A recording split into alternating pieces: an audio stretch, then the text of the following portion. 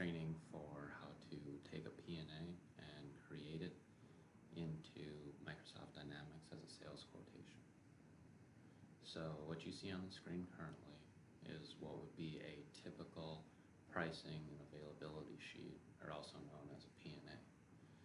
The few key pieces of information that are going to be provided to us will be a reference number or a requisition number. Will also be the Napa DC name, the store number, the part number that they're looking for, as well as the quantity requested, and in most cases, a description. Now please understand that in the heavy-duty world, that the description may or may not be available, and it may or may not be very accurate. That is one of the key reasons why we'll be providing a quotation with a more descriptive description. So, to get started, first we want to make reference of the sales order number or the requisition number, as well as we're going to want to note the part number. We're also going to need to know the Napa DC and the store number. So to begin, we come into Microsoft Dynamics and we want to go to the sales and marketing option. From inside of the sales and marketing module, underneath the common area, there are two different key sections: sales quotations and sales orders. So just like in the real world, things can start off with a quotation and then move into the sales order, or we can skip past the quotation and go straight to the sales order. For the pricing and availability option, what we'll be reviewing today, we want to start in the sales quotation. So from the sales quotation, we can go to all quotations, and from this screen, we can see all of the sales quotations that have been created. And in this quotation status, you can currently see what stage in the process they're currently in. It starts from created to then sent and then confirmed. If it does not get confirmed, it can be canceled, but it goes from created to sent and then confirmed. So to begin, in the upper left-hand corner, there's this button for sales quotation. Create a new sales quotation, click that button, and a new screen will pop up. The account type will default to prospect, but we will always have our customer to work with, so change that to customer. And then to select the customer account is you can click the drop-down box and you can hold down Control and hit the letter G to add like a little filter area in case you need to find some extra information. So for our instance, we had the Napa Los Angeles distribution center. So if we type in Napa Los and then an asterisk would be kind of like a wild card or helps search anything with that. So you can see we get a short list of the Napa DCs. So please note that the DC number is 078, and then our store number was 294. So we use a 5-digit number, so we'll just add a couple of zeros, so it'll be 00294. We'll go ahead and clear out the name, and we can see that store number 294 for the Los Angeles DC is named R&S Motor Supply.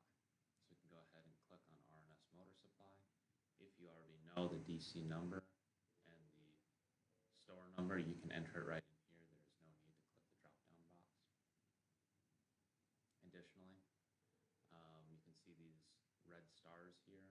That means that a little bit more information is needed. So we'll go to General, and the more information that's needed is the site and the warehouse that this is going to be shipping from. So since this is to a store, we'll start off with Lithia Springs or TW Atlanta. So we'll select TWA for both the site and the warehouse for the time being. And if you look right here, customer requisition, we'll go ahead and put in our customer requisition number so that once this quote is created, we can easily recall it at any time, and other people besides the person creating this quotation will be able to act on it in the future. So now I'm going to go ahead and click OK, and it's going to directly take me into my sales quotation. So now the part number that they were looking for, they submitted was a TWD 749307. Now that is not a direct AX part number, as we have our vendor prefix in front of it. But similarly, what we can do here is we can click our drop-down box, hit Control G, and then in the search name, we can put 749307 and hit enter, and we can see that our part number is actually 7493-07. So this is our equivalent of NAPA's part number TWD 749307. So we can go ahead and click on that part number, and right away we'll get a little bit better of a part description. It'll automatically pull in the vendor pricing, or our customer's pricing. It'll note the discount, and it'll give you. So what we can do is quickly see, for this one piece, does the warehouse even have inventory for it? So if we click on inventory and then on hand, it automatically links to TWA, and we can see that there is nothing. We have 12 sales orders already in process and no purchase orders coming in. So we know that we need to have this go to be a direct. So how to change this to a direct?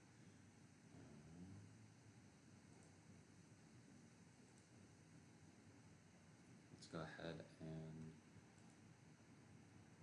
first display our dimensions, and we want to see our site and our warehouse, and we'll make sure to save that setup. So from here, our site is still going to remain TWA, but our warehouse is going to change to be direct. Okay? Additionally, after we call the vendor and make sure that they can fulfill this quantity of one, we need to understand what our true lead time is so that we can give our customer a true expectation. So right now, our ship date is set for 9/24, which is based off of our normal 7-day lead time. But because this is shipping directly from the supplier, and because this is only $13.56, they're going to cross-dock it at TW in Lithia Springs. So imagine that our supplier is going to have to ship to Lithia Springs in Georgia first, and then we're going to have to turn around and ship it to California, where our customer is located at, in Corona, California. So to update the shipping date, we're going to go to sales quotation line, and we're going to change our delivery schedule. So from this line, from the requested ship date, we're going to use that as actual receipt date. Okay. So from our ship date, we're going to say that if today is September 17th, that it's going to take 2 weeks to get from our supplier to Lithia Springs. So that'll get us to October 1st. And then from October 1st, it's going to take us another 2 weeks to ship it to California. So September 5th or October 15th. So we'll go ahead and click on October 15th, as that's going to be our quickest lead time, or our best guess of a lead time as it is right now. Additionally, from this mode of delivery, we can go ahead and select that drop-down box, and we can pick one of these many pre-populated fields as far as how it's actually going to ship. Since this is going to be a cross-dock from supplier to TWA, we'll go ahead and select cross, and we'll go ahead and hit OK. So notice how two lines are created. Don't worry about that. You can see this net amount is actually 0 on the top line. This is basically just AX's way to split this out. So if we had, imagine 10 different pieces and 5 were shipping this week and 5 were shipping next week, this would give a way to say this total line would be 10, this line would be 5, and then they would even have another line that would be 5. But for these purposes, this is anticipated of what we can see, of what we will see. Additionally now, because it is a relatively small order, $13.56, most likely there are vendor minimums that need to be met for free shipping, as well as, possibly some restocking fees. So why don't we go ahead and we can enter those in now. So again, if we go to sales quotation line, let's make sure that we got our bottom line highlighted with our 1356. We can go to sales quotation line, and then we can go to charges and maintain charges. So this will bring up a new window that will reflect the different types of charges we're going to add on to the order. So imagine that our first charge is going to be,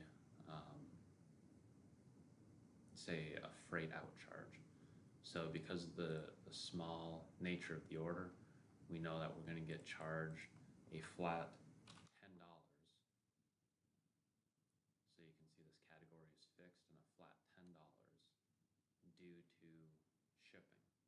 Additionally, let's say that because of a surcharge, we'll have a handling/restocking charge, but this is going to be based on a percent of the value, and it'll just be a flat 5%. So item number 1, we're getting charged a fixed $10, and item number 2, we're going to be charged a 5% on the value of the product. So all the changes are automatically saved, so we'll just go ahead and hit close. And now it's time to provide our quote to our customer. So we'll come up here to the quotation tab, and we'll go ahead and hit send quotation. Go ahead and hit OK. Quotation is sending and confirming. It's also generating a report. Now please note that this demonstration is being done on our test system, so it is a little bit slower than what you should normally see.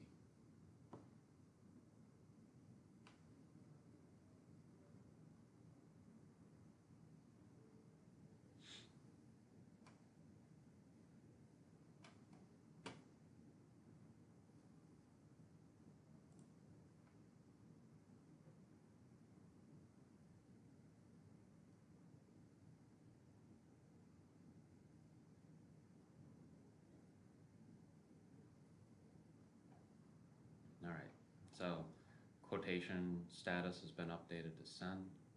Go ahead and hit close. Now you can see this loading screen. Again, this is taking just a little bit longer since we're on the test system. Once this comes back, we can see we got a nice little form that tells us we're going to ship this to R&S Motor Supply in Corona, California.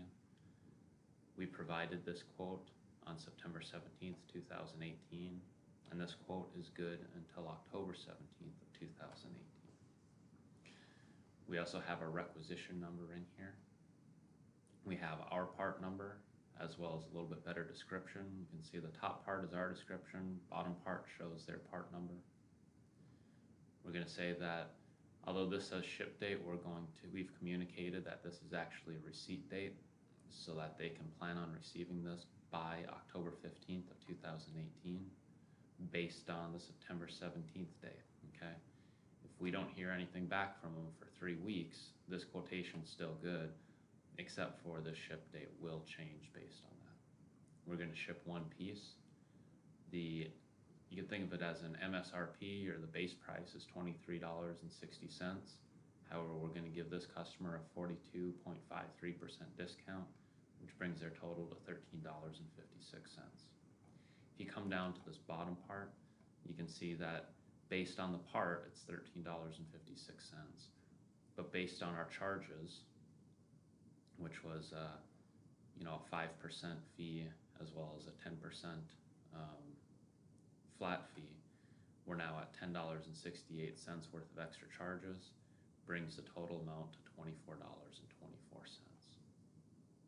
So from here, we can hit save. We'll save this as a PDF. You can save it anywhere on your desktop or on your W drive that you would like, or maybe even your S drive. But since this is from a server that's not your computer, you'll have to save it someplace that you can access it from either your own personal computer or the server. So again, I suggest using your W drive, which if you go to computer, you can see my S drive is right here, but then my W drive is indicated by my employee ID. So you can just go ahead and create a folder. I created one that just says simply quotes, and you can go ahead and save it here. I'll go ahead and name this one the quote number, which is 219-1.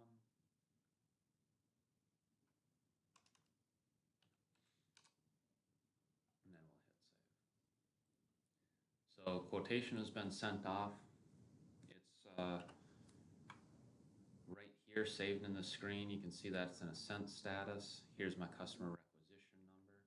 So going forward, if a few hours go by, a few days go by, we finally hear back. It says, yes, I want to go ahead and continue with this order. The quote looks good. Please ship it out at your earliest convenience. So we'll go in, and this is what's nice about this is that although I may not have been the person who entered the quotation, but I'm getting the sales order, I'll be able to easily recall it. Again, I can hold down Control and G, and I get my filter bars up here. So I can look for my requisition if and when this line gets a lot, or this field gets a lot larger. So I just need to be able to find my customer requisition, which is my bottom one here that I created. And then I can go to follow up and hit confirm. So I can review exactly what they're looking for. Got my one Cole Hersey part, $13.56. I'll go ahead and hit OK. And my quotation has been updated to a confirmed status, as well as I've got a new sales order now. So you can see my quotation has moved from a created to a sent and now to a confirmed status. Once it's in a confirmed status, I can go up to this general tab and see this related information up here. I can go to sales orders, and it'll take me directly to the sales order screen. And you can see like this first one is a line 0, so there isn't anything here for them to ship. But it's my second one here, which actually has a line 1 on it. Okay. So this is my sales order for my customer. If I expand my sales order header, you can see I pulled over all the shipping information, pulled over my customer requisition number. To go to sales order line, I can see, delivery schedule of 10:15 moved over, shows that it's going to be a cross stock situation. So now that this is actually going to be shipped to us from the supplier, all I have to do is create a direct delivery now. Direct delivery basically gives me the opportunity to have my vendor ship directly to my customer, bypassing my warehouse altogether. But that's not necessarily the case. Here we're actually going to cross dock it, so we're going to want to select create a purchase order from the items listed on the sales order. Okay, so if I click sale or purchase order, now you can see that it already knows the vendor who has it. It's going to bring in the part number, the quantity. Here's my purchase price. So remember, I'm selling it to my customer for $13.56. My acquisition price is $11.80.